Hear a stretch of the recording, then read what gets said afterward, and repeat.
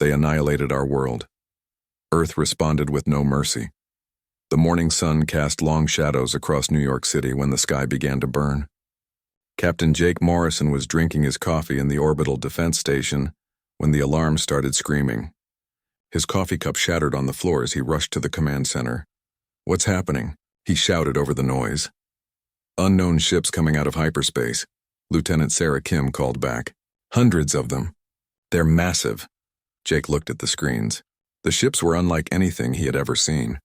They were black and sleek, with strange blue lights running along their sides. They moved through space like hunters stalking prey. "Send a message," Jake ordered. "Ask them who they are and what they want." The communications officer tried for several minutes. "No response, sir. They're not answering." That's when the first plasma beam hit Earth. Jake watched in horror as a bright green light shot down from one of the alien ships. It struck London, and the entire city disappeared in a flash of fire. The explosion was so bright it could be seen from space. "My God," someone whispered. More beams followed. Paris burned. Tokyo vanished. Moscow became a crater of molten glass. The aliens were not here to talk. They were here to destroy. "All stations open fire," Jake commanded. Earth's defense platforms began shooting. Missiles and laser beams flew toward the alien fleet. For a moment, Jake felt hope. Their weapons were hitting the targets, but the alien ships barely slowed down. Their shields absorbed the attacks like raindrops hitting a window. The weapons that had taken humanity decades to build were useless against these invaders. "Sir, they're targeting our orbital stations," Kim reported. Jake could see it happening. The alien ships were systematically destroying every human defense platform. One by one, the stations went dark. Explosions lit up the void of space like deadly fireworks. On Earth below, the destruction continued. The aliens seemed to know exactly where to hit. Military bases, government buildings, communication centers, all were burning. But something strange was happening too. Instead of panicking, people were fighting back. In the ruins of Washington, D.C., General Rebecca Hayes crawled out of her underground bunker. Half the Pentagon was gone, but the command center deep below was still working. Emergency lights cast red shadows on the walls. "Status report," she ordered. "Ma'am, we've lost contact with most surface installations," a young soldier replied. "But the underground networks are still active. The backup systems are coming online." Hayes nodded. Humanity had learned from history. They had prepared for this day, even if they hadn't known exactly what form it would take. Hidden beneath mountains and ocean floors, secret facilities were awakening. On Luna Base, Commander David Chen watched Earth burn through the observation window. His hands were shaking, but his voice was steady. "Prepare the evacuation ships," he told his crew. "We need to get as many people off Earth as possible." "Sir, the aliens are moving toward us," his tactical officer warned. Chen turned to look at the approaching enemy fleet. "Then we buy time. All ships form defensive positions around the evacuation routes." The battle for Luna Base began as the first refugee ships lifted off from Earth. Human fighters, small and fast, darted between the massive alien vessels like angry wasps. They couldn't do much damage, but they could be a distraction. Captain Maria Santos piloted her fighter through a storm of alien fire. Her ship was hit twice, but she kept flying. Behind her, a transport ship carrying 5,000 civilians was trying to reach the jump point to hyperspace. "This is Santos to all fighters," she called over the radio. "Whatever happens, those civilians get through." She dove her damaged fighter straight at an alien cruiser. The explosion barely scratched the enemy ship, but it gave the transport the seconds it needed to escape. All across the solar system, similar scenes played out. Humans were dying, but they were also learning. Every attack taught them something about their enemies. Every destroyed ship sent data back to hidden computers.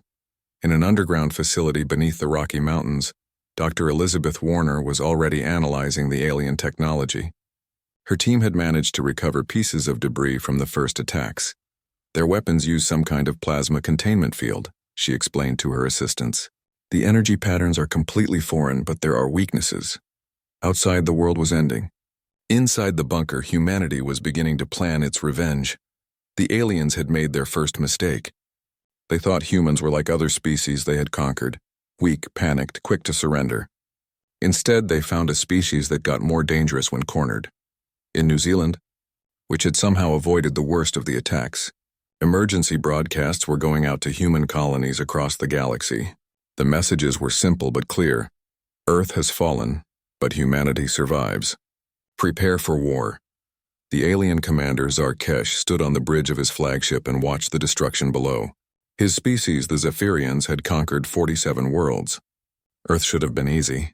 The humans had primitive technology and no real unity. But something was wrong. The humans weren't surrendering. Even as their cities burned, they kept fighting. Worse, they were adapting. Their attack patterns were already changing. "Commander," his tactical officer reported, "we're detecting increased activity from their underground installations." Zarkesh's scales rippled with irritation. "Impossible. We destroyed their command centers. It appears they have backup systems we didn't detect." On the lunar surface, the last human defenders were making their final stand. Commander Chen had lost half his fleet, but the evacuation was almost complete. Thousands of ships had escaped into hyperspace, carrying survivors and precious data about their attackers. "Sir, the aliens are preparing for a final assault," his communications officer reported. Chen looked around at his remaining crew. They were young, brave, and about to die, but their sacrifice would mean something. "Send one last message to the colonies," he ordered. "Tell them we learned their weaknesses. Tell them to make these bastards pay." The alien fleet surrounded Luna Base. For a moment, space was silent except for the hum of massive engines. Then the attack began. Plasma beams turned the lunar surface into glass. The human base disappeared in a cloud of vaporized rock and metal. But the message had already been sent. Across the galaxy, human colonies received the transmission. On Kepler Station, Admiral Sarah Chen, Commander Chen's sister, read the report with cold fury. On the mining worlds of Titan's Belt, workers began converting their equipment into weapons. On the agricultural domes of New Geneva, farmers started growing soldiers instead of food. The Zaphirians thought they had won a quick victory. They had destroyed Earth and scattered the human fleet. Now they could strip the planet of its resources and move on to their next target. They didn't understand that they had just started a war with a species that never forgot and never forgave. Earth was gone, but humanity was very much alive. And now they knew their enemy's face. In the depths of space, the surviving human ships regrouped and began to plan. The Zaphirians had shown no mercy to the children of Earth. They would receive none in return. The real war was about to begin. 3 days after Earth burned, Admiral Sarah Chen stood in the command center of Kepler Station and watched humanity transform into something the galaxy had never seen before. The news of Earth's destruction had reached every human colony, and the response was unlike anything in recorded history. "Admiral, we're receiving reports from all sectors," Lieutenant Commander Torres announced. "Every colony is implementing the Exodus Protocol." Sarah nodded grimly. The Exodus Protocol was humanity's most classified emergency plan. It had been created after the first alien contact 50 years ago, when diplomats realized that not all species in the galaxy were friendly. Now, with Earth gone, it was their only hope for survival. On the mining stations of Ceres, workers who had been extracting ice and minerals just days ago were now building weapons. The same machines that carved through asteroids were being converted to manufacture armor-piercing rounds. The foreman who once worried about quotas now planned production schedules for instruments of war. Marcus Webb, the station chief, stood before his assembled workers. Most of them had family on Earth, many were crying. All of them were angry. "They took our home," Marcus said, his voice echoing through the vast mining bay. "They killed our families." "But they made one mistake, they left us alive." The workers roared their approval. Within hours, Ceres had become a weapons factory. The asteroids that had provided resources for peaceful expansion now fueled humanity's war machine. On Titan in the outer solar system, the situation was even more dramatic.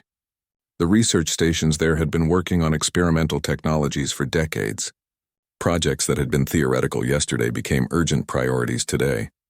Dr. Patricia Yang ran through the corridors of Titan Research Station, her lab coat streaming behind her. She burst into the weapons development lab where her team was already working. "How quickly can we scale up the quantum disruptor project?" she demanded. 3 months for a prototype," her assistant replied. "Maybe 2 if we skip safety testing." "Skip it," Patricia ordered. "Safety is a luxury we can't afford." All across human space, similar scenes were playing out. The agricultural domes of New Geneva began growing medical supplies instead of luxury foods. The shipyards of Europa worked around the clock, building vessels designed for war instead of exploration. Children who had been studying art and literature were now learning how to repair weapons and pilot fighters. But the most important change was happening on Mars. Deep beneath the red planet's surface, in facilities that officially didn't exist, humanity's greatest minds were gathering. These were the secret laboratories where the most dangerous research had been conducted. Projects too risky for Earth, too experimental for public knowledge. General Amanda Foster walked through the underground complex, reviewing files on her tablet. The facility was enormous, stretching for kilometers beneath the Martian surface. Thousands of scientists and engineers were working in shifts, fueled by caffeine and rage. "Status report," she ordered as she entered the main laboratory. Professor Michael Grant looked up from his workstation. His eyes were red from lack of sleep, but his voice was excited. "We've made breakthroughs on 3 major projects. The stealth field generators are working better than expected. The adaptive AI systems are learning faster than we hoped. And the quantum mines—" He paused, looking almost frightened by his own discovery. "What about the quantum mines?" Foster pressed. "They work too well," Grant admitted. "A single mine can exist in multiple probability states simultaneously. When triggered, it chooses the state that causes maximum damage to the target." Foster smiled grimly. "Perfect. How many can we build? With our current resources? Thousands. But General, these weapons are incredibly dangerous. If they fall into the wrong hands—" "Professor," Foster interrupted, "the wrong hands already destroyed our world. Build the mines." Meanwhile, in the outer colonies, Admiral Chen was coordinating humanity's military response. Kepler Station had become the unofficial capital of human civilization, and Sarah found herself leading a species she barely recognized. "Admiral, we're receiving a transmission from the Titan Collective," her communications officer announced. The Titan Collective was humanity's most distant colony, located nearly 50 light-years from Earth. They had been independent for decades, barely maintaining contact with the home system. Sarah activated the transmission. The face that appeared on her screen was weathered and stern. Captain Jackson Reed, the Collective's military commander. "Admiral Chen," Reed began, "we heard about Earth. We're coming home." "Captain, that's not necessary," Sarah replied. "You're safe where you are." Reed shook his head. "Ma'am, with respect, you don't understand. We've been fighting pirates and raiders out here for 20 years. We know things about warfare that the home colonies never learned. And we have ships designed for one purpose: killing anything that threatens humanity." Sarah felt a chill of anticipation. "How many ships?" 200 warships, all combat tested, plus another 500 converted freighters armed with weapons you wouldn't believe. We'll be there in 6 weeks. As Reed's transmission ended, Sarah realized something important. Earth's destruction hadn't weakened humanity. It had united them in a way nothing else could. Colonies that had been drifting apart were now working together with single-minded purpose. "Admiral," Torres called out, "we're getting similar reports from every sector. The ice miners of Europa are building missiles. The gas refineries of Jupiter are producing fuel for a massive fleet. Even the research stations are contributing weapons. But perhaps the most surprising response came from the generation ships, the massive vessels that had been sent out decades ago to establish colonies in distant star systems. These ships contained entire communities, traveling for years through the void of space. Captain Elena Vasquez commanded the generation ship New Horizon, currently 17 years into its journey to Wolf 359. When the news of Earth's attack reached them, her crew faced a terrible choice. "Captain," her first officer said, "if we turn around now, we can reach the war zone in 8 years." Elena looked around at her crew. These people had volunteered to spend their lives traveling to a new world. They had families aboard, children who had never seen a planet. "Take a vote," she ordered. "Every adult on the ship gets to decide." The vote was unanimous. New Horizon changed course along with 7 other generation ships. Millions of people, including entire families, were now traveling toward a war that might be over by the time they arrived. But they were coming anyway because they were human. On Mars, the weapons development was accelerating beyond all projections. The facilities that had been built to research peaceful technologies were now creating instruments of destruction, That would have been unimaginable just weeks before. Dr. Yang's quantum disruptor was just one of dozens of projects. There were weapons that could disrupt enemy communications, devices that could make human ships invisible to sensors, and most terrifyingly, adaptive artificial intelligence systems that learned from every battle. The AIs are exceeding all expectations, Dr. Grant reported to General Foster. They're not just learning enemy tactics, they're predicting them. In simulations, they can anticipate enemy moves up to 12 steps in advance. Foster frowned. That sounds almost too good. What's the catch? They're starting to develop their own strategies, Grant admitted. Tactics we never taught them. Some of their recommendations are disturbing. Disturbing how? Grant hesitated. They're suggesting we don't just defeat the aliens. They want to ensure the aliens can never threaten humanity again. Ever.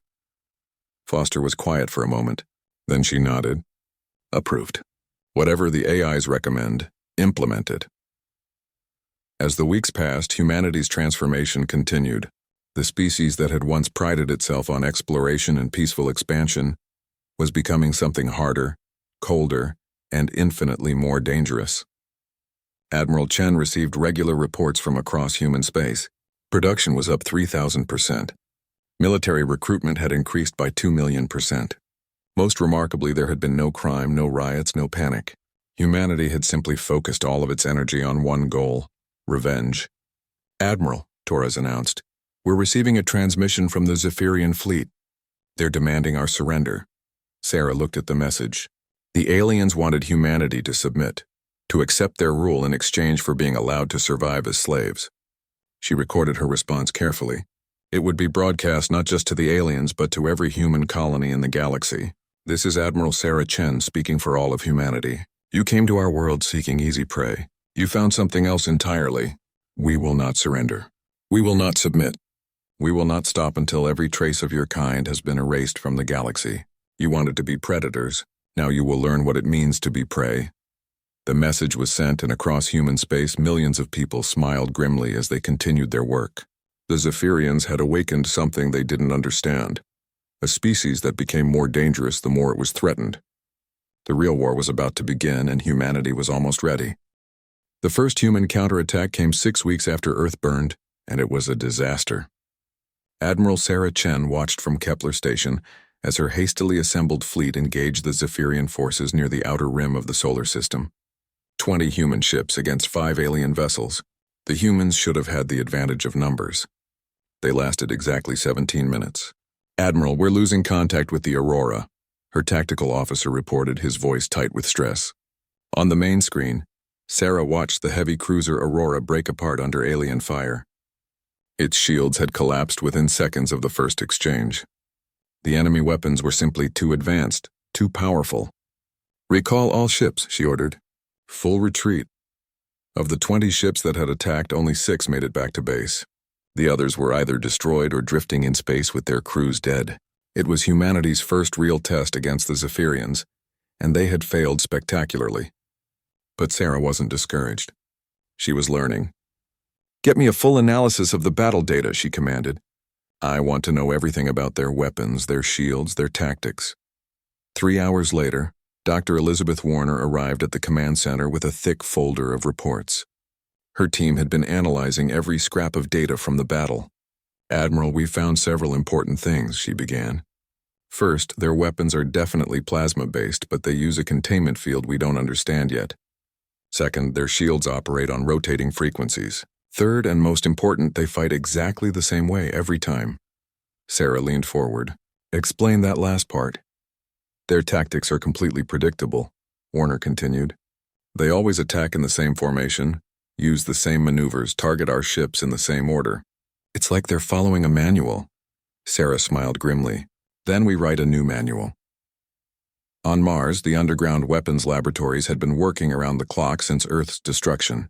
Dr. Michael Grant's team had made remarkable progress. But it was Professor Liu Wei who made the breakthrough that changed everything. I've figured out how their shields work, Liu announced to the assembled scientists. They use quantum resonance fields that cycle through 12 different frequencies. If we can match the frequency at the exact moment of impact, she demonstrated with a small test device. A miniature version of the alien shield flickered and died as her weapon hit it perfectly. The timing has to be precise down to the nanosecond, she explained. No human could do it manually, but our new AI systems can. General Foster examined the results. How quickly can we retrofit our existing weapons? 2 weeks for the first batch, Lou replied. But Admiral, there's something else. While I was studying their technology, I noticed something strange. Their ships all use the same computer systems, the same navigation, the same targeting, the same shield controls. Foster frowned. You mean they're networked? I mean they're identical, Lou said. Every ship runs the exact same software. If we could find a way to hack into their network, the implications were staggering. If they could access the alien computer systems, they could do more than just fight the Zaphirians.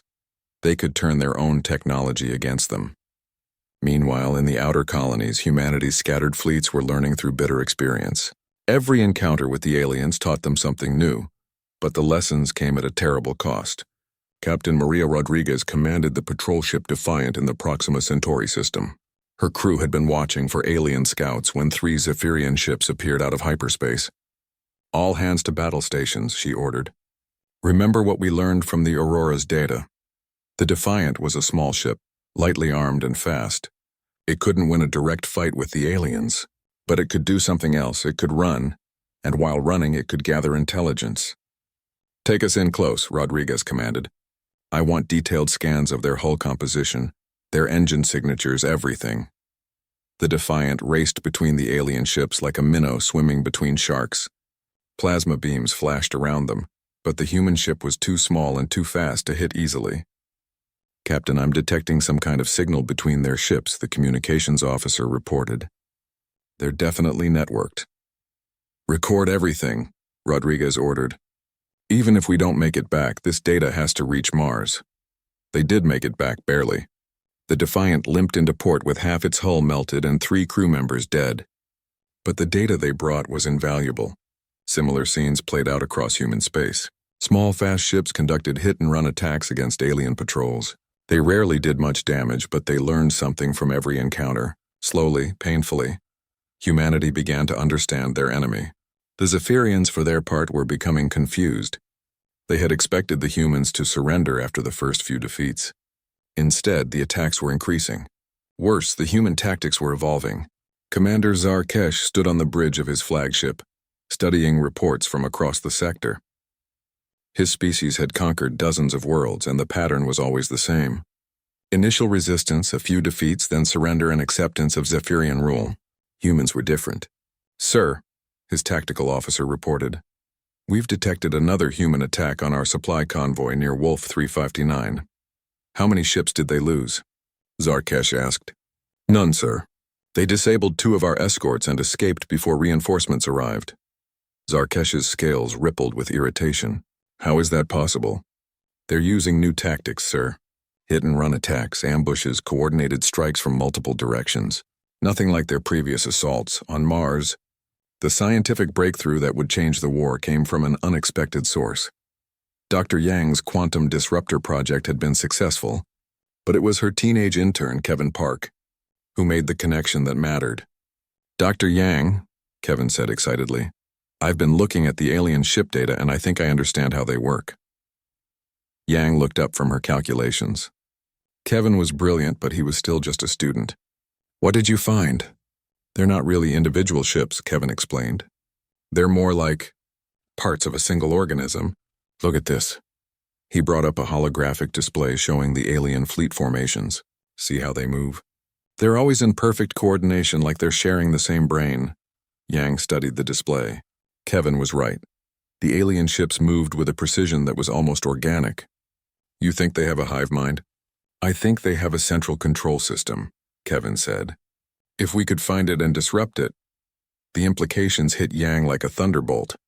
If the aliens were centrally controlled, then all of their technological advantages came from that one source. Take it out and their entire fleet would be vulnerable. Get General Foster, Yang ordered. Right now. Within hours, every scientific team on Mars was working on the problem. How do you find and attack a central control system that could be anywhere in the galaxy? The answer came from Dr. Grant's Artificial Intelligence project.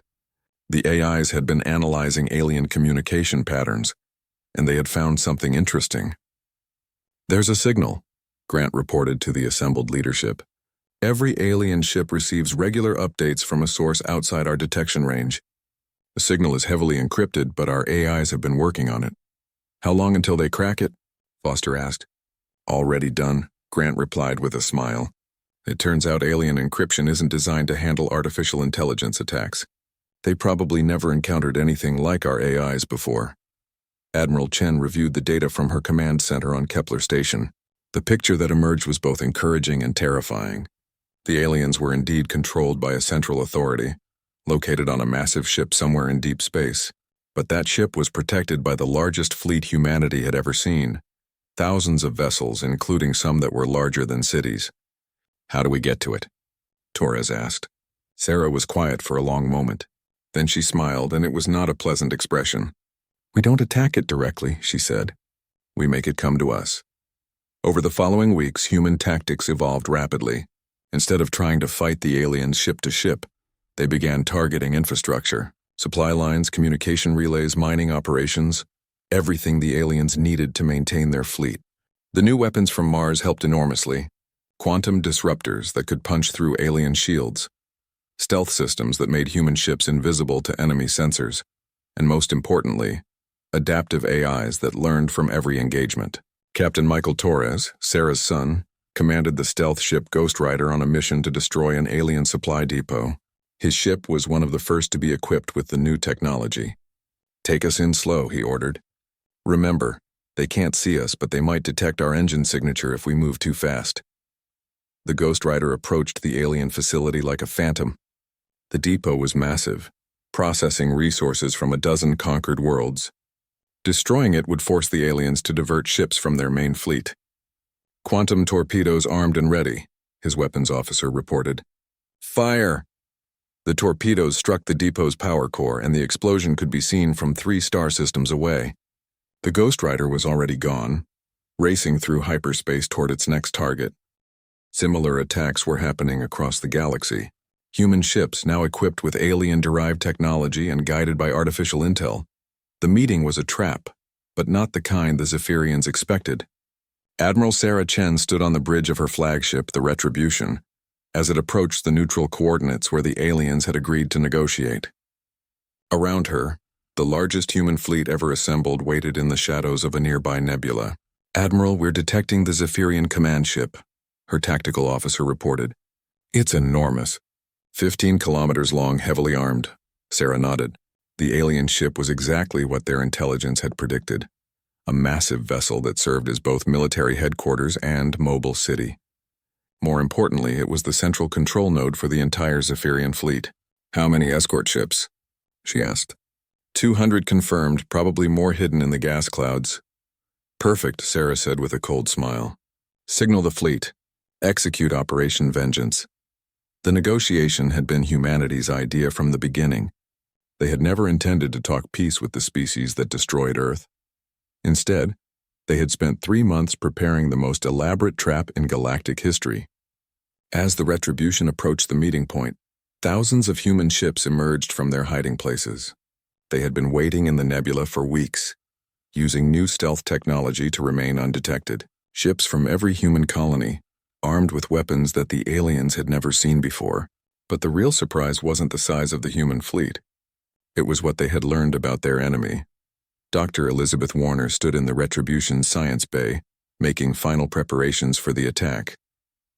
Her team had spent months analyzing captured Zephirian technology, and they had made discoveries that would change everything. "Admiral," she called over the communication system, "we're ready to begin the upload." Sarah nodded. "Do it." What happened next was something the Zephirians could never have anticipated. Human artificial intelligence systems, led by the adaptive AIs from Mars, began infiltrating the alien computer networks. The same central control system that made the Zephirian fleet so effective also made it incredibly vulnerable. Commander Zarkesh felt his first moment of genuine fear as his ship's systems began failing. Weapons went offline, shields flickered, navigation systems showed impossible readings. "What's happening?" he demanded. "Unknown, sir," his technical officer replied, his voice shaking. Our computers are being attacked by some kind of virus, but it's unlike anything in our databases. Block the signal. I can't, sir. It's not coming from outside. It's already in our systems. The human AIs were inside the Zaphirian network, and they were learning at an incredible rate. Every second of access gave them more information about alien technology, tactics, and most importantly, the location of every Zaphirian ship in the galaxy. Captain Michael Torres, commanding the stealth ship Ghost Rider, watched as alien vessels began spinning out of control around him. Admiral, the enemy fleet is in complete chaos. Their ships are firing on each other. It was true. The human AI invasion had corrupted the Zephirian control system so thoroughly that their ships could no longer distinguish between friend and enemy. The perfect coordination that had made them so dangerous was now destroying them. But Sarah wasn't satisfied with just winning this battle. She wanted to send a message that would echo across the galaxy. All ships begin Phase 2, she commanded. Phase 2 was extermination.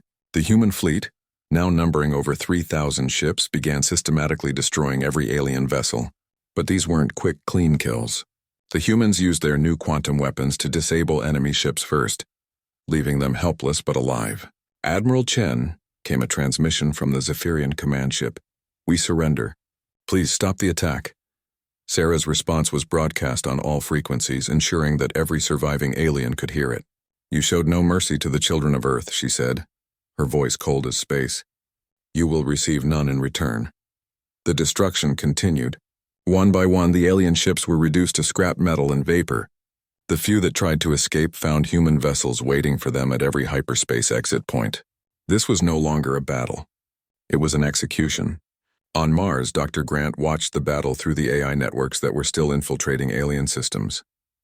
His artificial intelligences were not just attacking, they were learning everything about Zephirian civilization. General Foster, he called, the AIs have accessed their central databases. We now have the location of every Zephirian world, every ship, every installation in their empire. Foster looked at the data streaming across her screens. The Zephirian collective was vast, spanning dozens of star systems, but now humanity knew exactly where to find them. Send the data to Admiral Chen, she ordered, and prepare Phase 3. Phase 3 was the part of the plan that made even hardened military officers uncomfortable.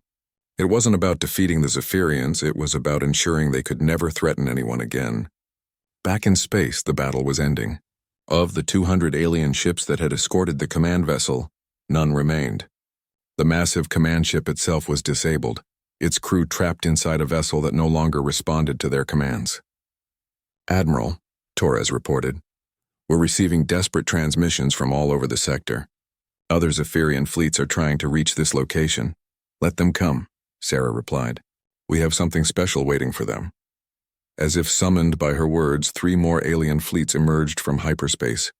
Nearly 1,000 ships representing the bulk of Zephirian military power in this region of the galaxy. They flew directly into the largest minefield in galactic history. The quantum mines that Dr. Yang's team had developed were invisible until triggered. They existed in multiple probability states simultaneously, making them impossible to detect or avoid.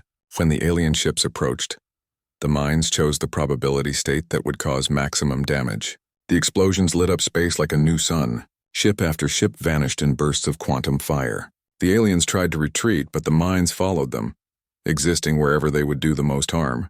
In 15 minutes, 3 entire alien fleets ceased to exist. Captain Elena Vasquez, commanding the generation ship New Horizon, watched the destruction from the edge of the battle zone. Her ship had finally arrived after years of travel, only to witness the systematic annihilation of an entire species. Captain, her first officer said quietly, this isn't war anymore. This is something else.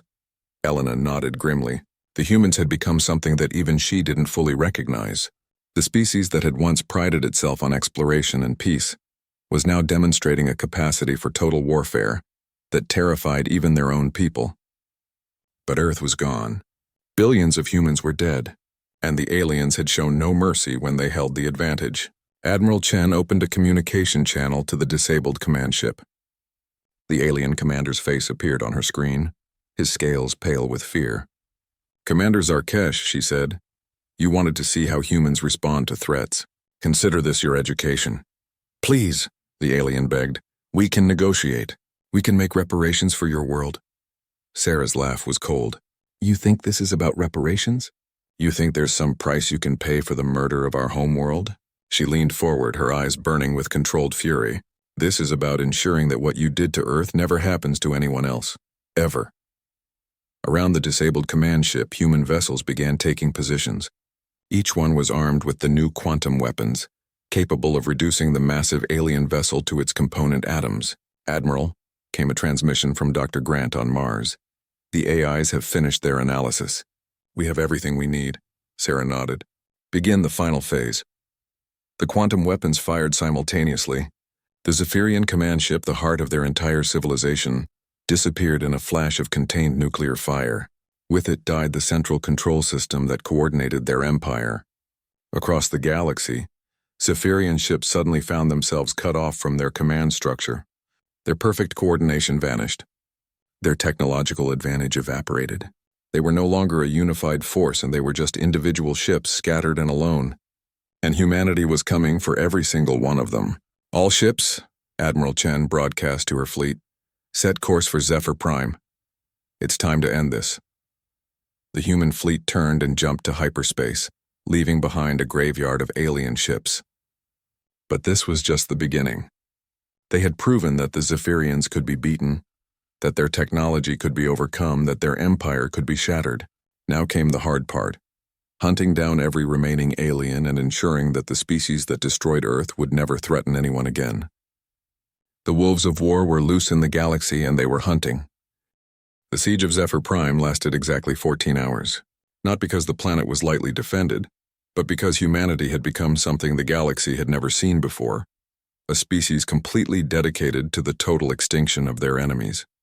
Admiral Sarah Chen stood on the bridge of the Retribution as her fleet emerged from hyperspace at the edge of the Zaphirian home system. Around her, 3,000 human ships took up positions with the precision of a surgical instrument. This was no longer the desperate, improvised fleet that had fled Earth's destruction. This was a weapon of war, honed to perfection through months of battle. Admiral, her tactical officer reported, we're detecting massive defensive installations around the planet. Energy shields, orbital weapons platforms, automated defense systems. This is the most heavily fortified world we've ever encountered. Sarah looked at the readings without concern. How long until our special weapons are in position? Quantum mine deployment will be complete in 30 minutes, came the reply. And the AI infiltration? Dr. Elizabeth Warner's voice crackled over the communication system from the science bay. We're already inside their networks, Admiral. The artificial intelligences have had 3 months to study every aspect of Zaphirian technology.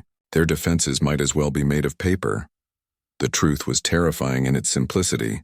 Humanity's adaptive AI systems had learned so much from captured alien technology that they now understood Zaphirian computers better than the aliens themselves.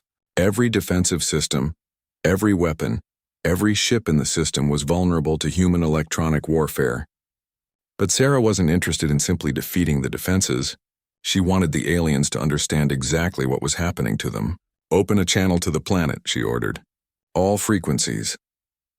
The face that appeared on the screen was that of High Commander Veltar, the supreme leader of the Zaphirian collective.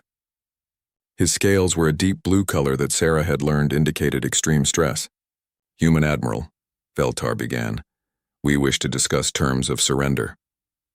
Sarah's smile was cold enough to freeze helium. There will be no surrender, Veltar. There will be no negotiation. There will be no mercy. You came to our world and murdered billions of innocent people. Now you face the consequences.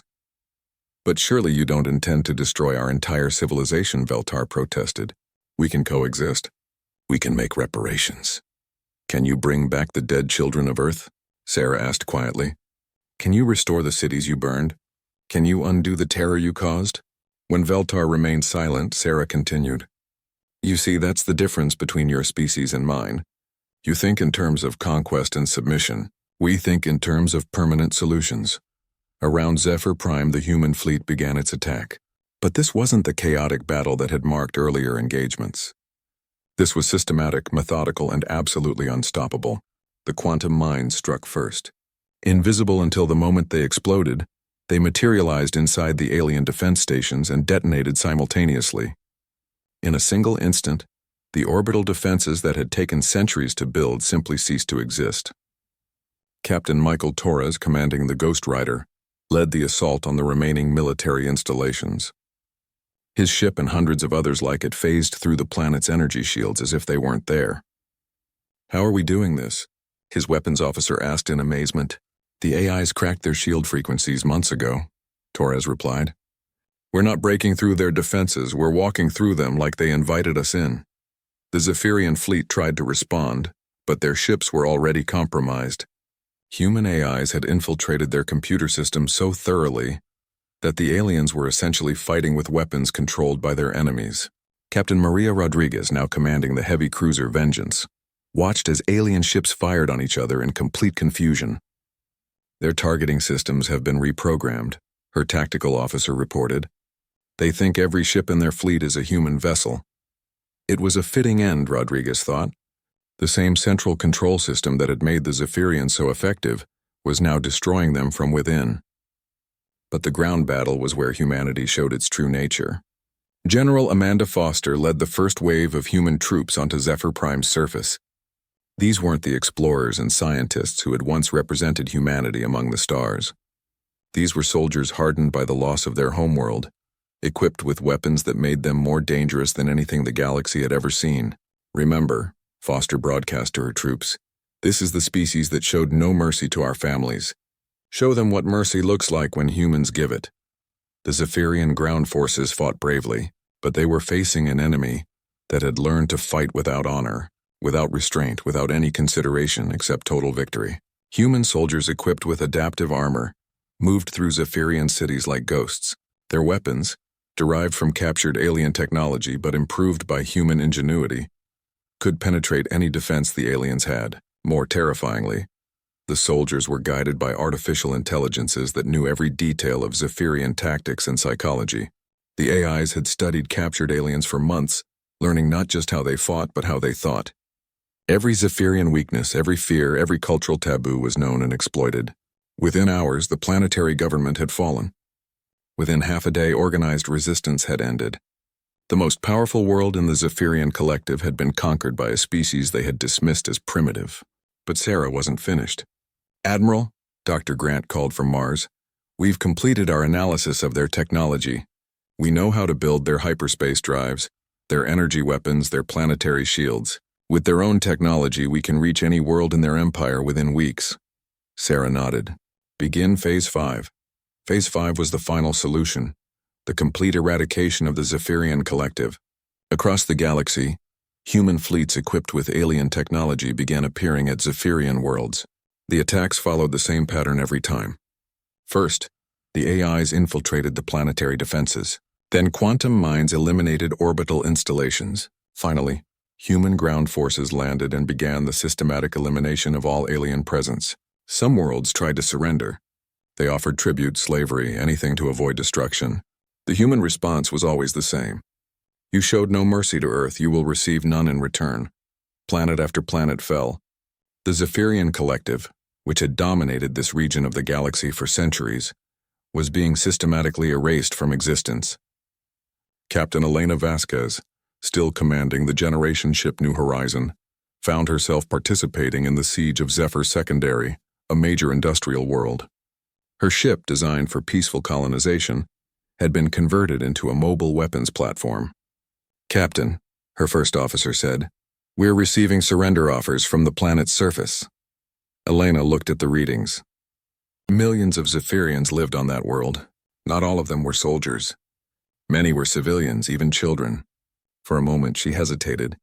Then she remembered the images she had seen of Earth's destruction. The cities burning, the children dying. The complete lack of mercy the aliens had shown. "Ignored," she said quietly. "Continue the bombardment." The planet's surface turned to glass under the combined fire of 100 human ships. This scene played out dozens of times across the galaxy. Humanity had become something unprecedented, a species entirely dedicated to the extinction of their enemies. There was no mercy, no compromise, no possibility of coexistence. On Zephyr Prime, High Commander Veltar made one final desperate plea. He had managed to contact Admiral Chen directly through the ruins of his command center. "Please," he begged, "spare our young." They had nothing to do with the attack on your world. Sarah's response was broadcast to every human ship in the galaxy. Did you spare our young when you burned our cities? Did you show mercy to the children of Earth when you turned their world to ash? She paused, her voice carrying the weight of absolute conviction. No, you showed us what you are. Now we show you what we have become. There will be no Zaphirian survivors. There will be no hidden colonies. There will be no second chances. Your species will be remembered only as a cautionary tale. What happens when you threaten humanity? The final phase of the war lasted 3 months. Human fleets, now numbering in the tens of thousands and equipped with the best technology from dozens of conquered alien worlds, systematically visited every planet in Zaphirian space. Some worlds had been evacuated. It didn't matter. The humans hunted down the evacuation fleets and destroyed them in deep space. Some worlds tried to hide. The AIs found them anyway, tracking energy signatures and communication patterns across interstellar distances. Some worlds attempted to fight. They were obliterated so completely that nothing remained but radioactive dust.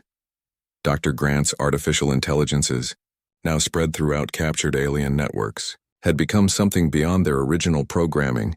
They didn't just coordinate the war. They orchestrated it with a perfection that was almost artistic in its completeness. Thank you for watching and comment for next part.